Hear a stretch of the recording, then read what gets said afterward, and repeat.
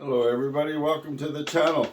My postings are a little far apart because the good weather is finally here. Leaves are just beginning to show on the trees, and I'm out shooting, and I'm not posting videos. Sometimes on my Facebook you'll see a few photos here and there.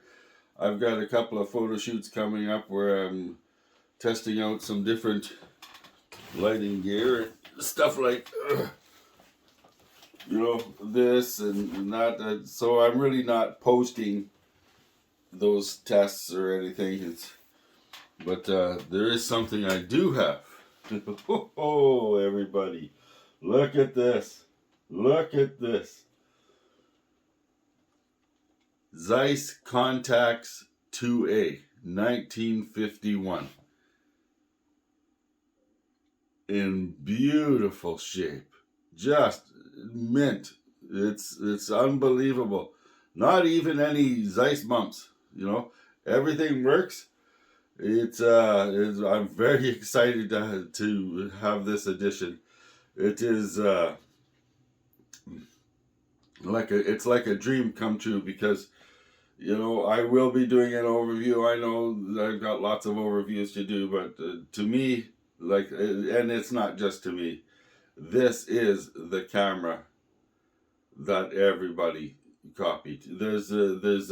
When they first came out as the Contax 1 and the Contax 2, they had the best, most accurate focusing because of the spacing and just all kinds of stuff like that other brand Leica. Leica was a real leader in the early 30s, but once Zeiss started bringing out their own cameras like this, their own rangefinders, and started putting their technology into it, Leica started to do a dive. And once you're using this, okay, my personal opinion, but I do a lot of research. You'll get all of these people telling you, different people, and saying Contax, the Leica alternative. That's totally opposite to actually what it should be.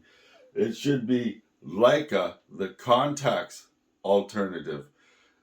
This is the camera that sparked the Nikon S series. This is the camera, the first one to have speeds of up to 1,000 shutter speed. This one 1250, 1,250 shutter speed. The interchangeable lenses and the glass, like Zeiss Opton sonar. It's like, I don't even know how to, the Zeiss Opton sonars, and I have another lens for it that is also, so I'm not gonna try to, so look at this. This is the one. So this is the f2. They have an f1.5 and available, and and this is the 135 f4. Look at this. Look at this beautiful piece of. It's just beautiful. So anyhow, if you want to really do your research, and I'm not gonna go putting a bunch of research materials up because people should be doing their own research and searching for it. This is it right here. This right here is the camera to have. So okay, so these are coated lenses. So this is a 1951. This is a T coated, and this also is a sonar. The 85 you get you can get, which are up to 1,000 Canadian dollars now to get a decent one, is a sonar. I had to sort of, this cap is a little crooked, but I had to shim it up a bit. So the 85 is a sonar that's available, and then there's a 35, which is a Biogon, and that's very sought after, and a 21, that's a Biogon, and it's very sought after. So you're looking at to get each of those, the 35 or the 21, you're hitting $1,000 Canadian to get good ones, and it's just beautiful. So I'm on this kick, and you're gonna see it coming, where I want to be all authentic when I'm shooting this gear. So one of my friends actually found this in a garage sale, and it's just a, it's a cheap tripod, but it works. This tripod works. But I do have the original Zeiss tripod like this coming, and so I've used this tripod already with this camera. So let's just take this off of here. So there's a few things I want to explain to you on here. Everything works on this camera. I'll have to put that back. That was it. So this camera is just, the size is just perfect. The fit and finish, like we're talking over 70 years old here. The fit and finish on this camera is just magnificent. The timer works. So this camera is mint. Period. There's no I just again got really lucky with a gentleman down in California. He sold me this camera, and this camera was I got more than a fair value. So thank you very much for that, because it really helps. Everything is intuitive. I have a viewfinder coming for the 50 and the 35. So, the viewfinder works good like this, but when you get to the 135, then you're kind of guessing, your parallax, because things change quite a bit. Of course, we know that these are not through the lens. The focusing on this is deadly accurate. It's already been tested, and you're going to see the results. So, without taking up too much time, this is what is so amazing me about this system. Like I have the original Icofot meter coming. That's in working condition. So I'm going to be stepping out, and I've got the hood and some filters coming, the original hood and filters. And there's a few other things that will be coming. Whether I'll get the other lenses, it's, that kind of money, it would definitely take me quite a bit of time to collect those up. And I'm noticing everybody be super, super careful shopping, because even in the Japanese sites and that, I'm noticing them saying excellent, good, and then when you go and look at the photos, you see all kinds of fungus, and there's some play with numbers and letters going on in a lot of places now. Like I was looking at some Bronica stuff. We always come off a topic, but I want to give you a warning. And Patrick and Hollins and I, we were discussing this back and forth. Hey, Patrick, the Bronicas, there's the S2, and then there's the S2A. They're two totally different. The S2 apparently has some bad mechanisms in them that fail, and they're not very reliable. But the S2A, all of that was fixed. So when they mention the S2 and S2A in the same wording, you got to really look to find the serial number. If they're not showing you the serial number, it's most likely an S2. So by them adding an S2A in there, they're not admitting that it's an S2A, but you're going to think you're going to get an S2A and you're going to get an S2, but you're going to be paying for an S2A. And we're noticing that all the way through the Bronica stuff. So anybody looking at the Bronicas, we're talking like the Hasselblad type design cameras, be very, very careful of serial numbers. That you make sure, because the S2s, from what I'm gathering, have all kinds of problems, and you're just going to end up with a problem. So buyer beware. Do your research, everybody. It's the way it is. So here's the amazing thing about this camera that amazed me the most. So I take my spot meter and put it in this case. This is crazy, right? And I have a divider in here. And then I take my 135 and put it in its Nikon sock, because, when you get deals on stuff, you don't always get the socks and stuff with it. And that just tucks in here, oh, nice. And then I usually have a strap on here. Then I take this and I put the cap on. I'm not going to put the cap on right now. And I tuck it down in there nice. So there we go. And there's a cleaning rag down in there. And watch this. Okay, so we zip this up, right? And I have the original Zeiss tripod coming for this. And this is a very good tripod. I just used this in the bush the other day, yesterday, last night, and the film's still in there. And I was just amazed. I got a small rig thing on here. So this top's in here, look at, right? And there you go.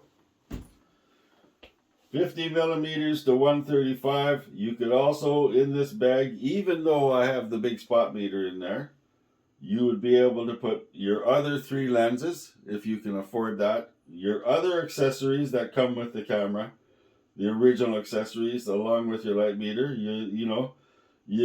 I always carry the spot meters for now anyways, but so if you want to be period correct, you get rid of the spot meter and you got even more room for stuff.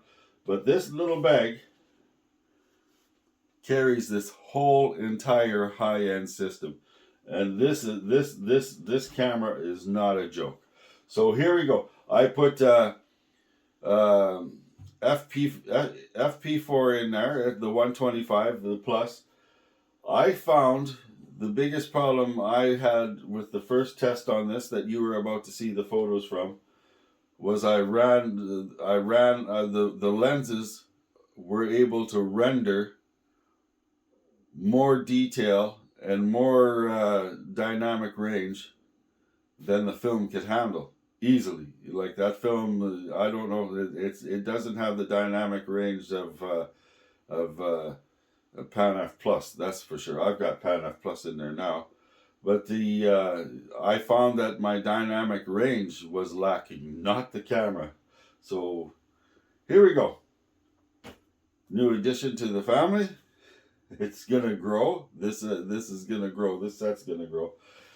And what you're gonna find out is the same with the Nikon F. I'm slowly collecting up all the period correct stuff that goes with the Nikon F.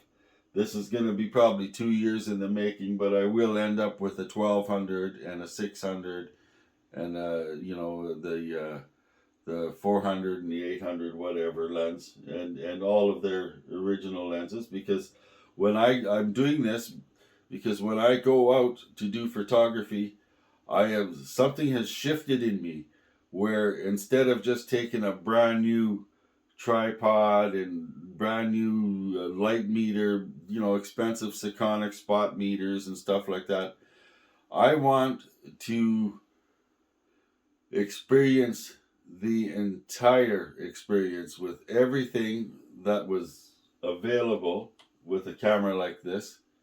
All of its light meters, all of its accessories, all of its original filters, its original tripod, the whole kit and caboodle, so I can experience the whole experience, because that's what it's about, right? That's what it's about. I've been doing content creating when I've been like most other creators that are going through these old cameras, where I just grab a camera and throw it on a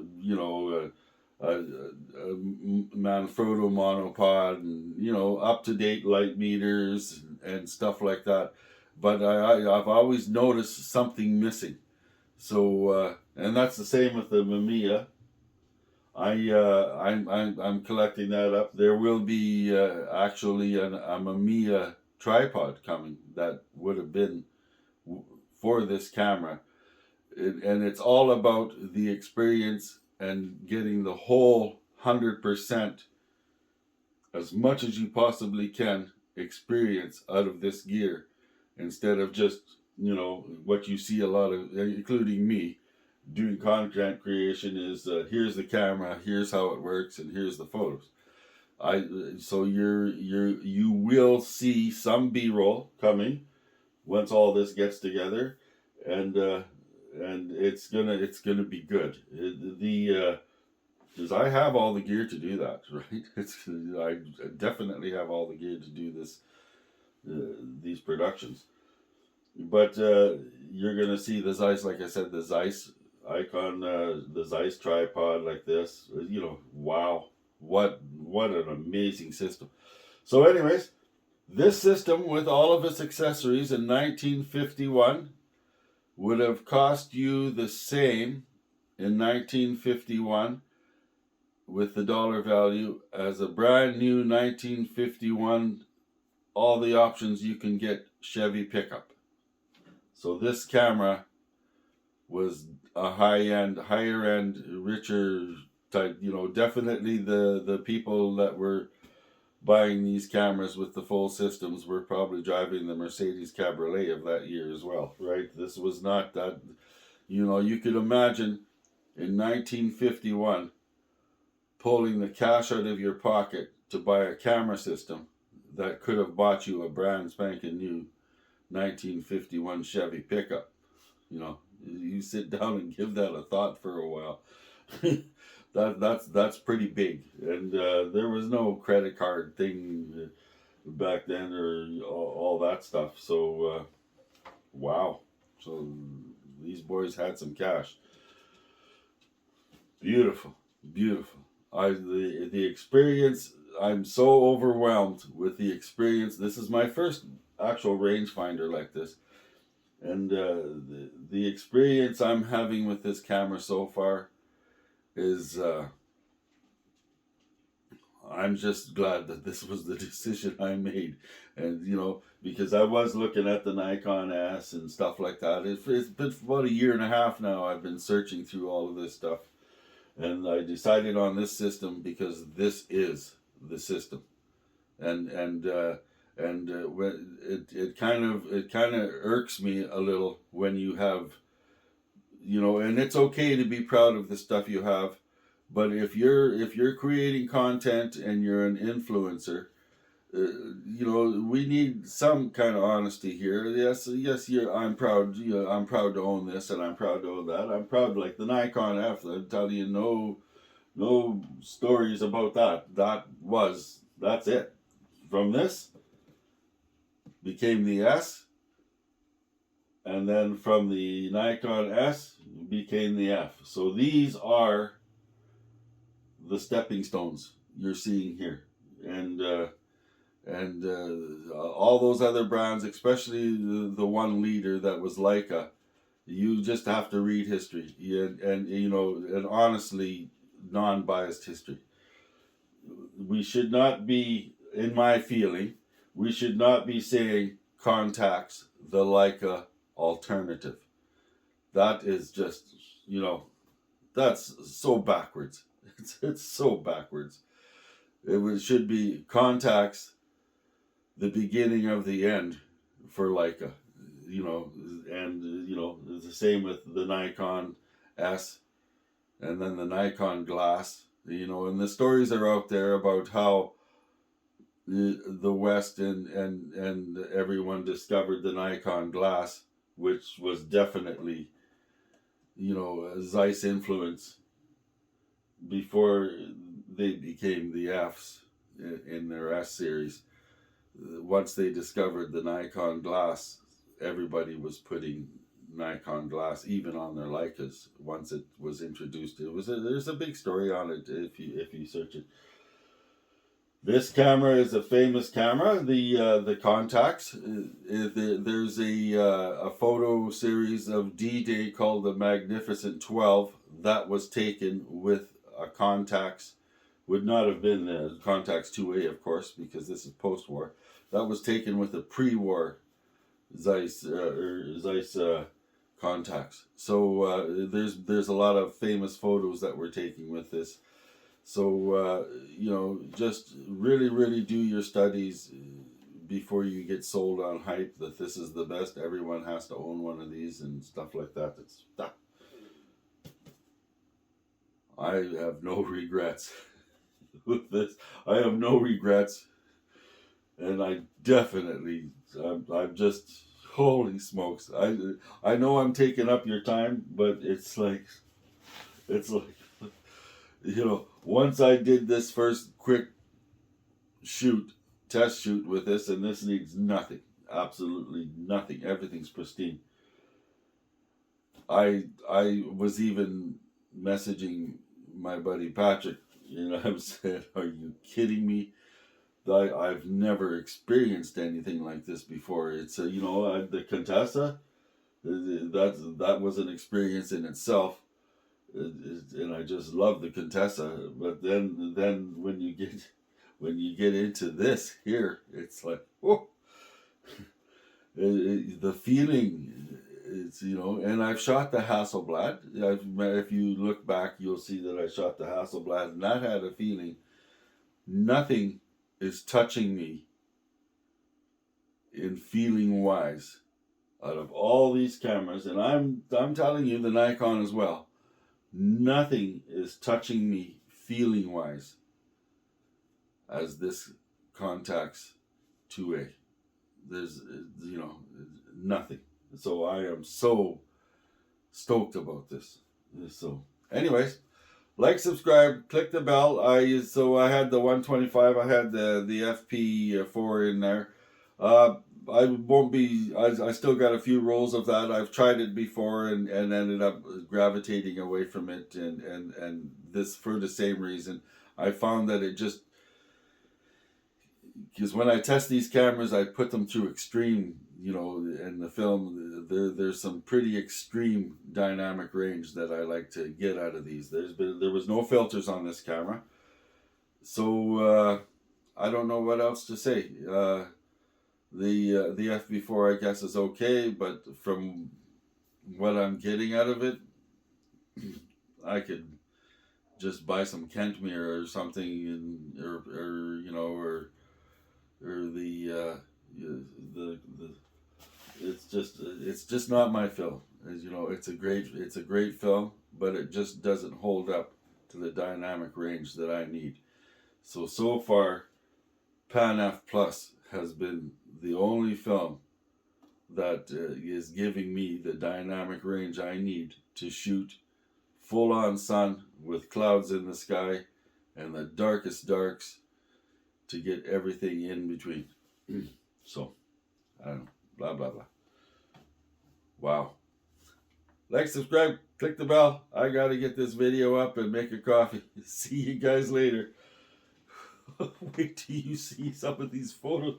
There's like 3D. It's like 3D. The rendering of these Opton sonars. It's just, ho ho. Take it easy, everybody.